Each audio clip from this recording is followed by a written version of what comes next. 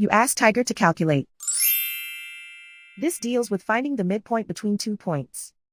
The midpoint between the 2 points is -94,53. Let's solve it step by step. Plot the 2 points and calculate the midpoint using the formula.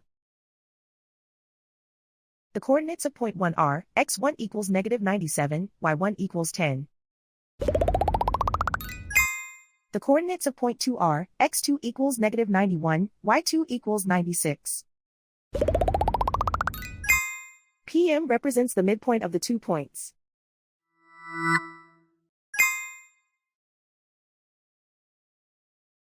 Use the x values in the midpoint formula to find the midpoints x.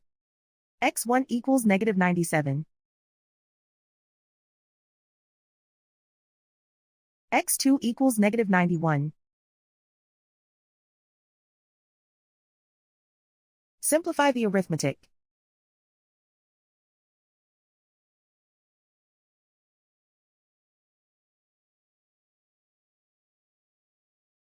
Use the y values in the midpoint formula to find the midpoints y.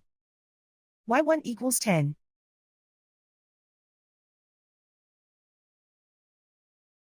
y2 equals 96. Simplify the arithmetic.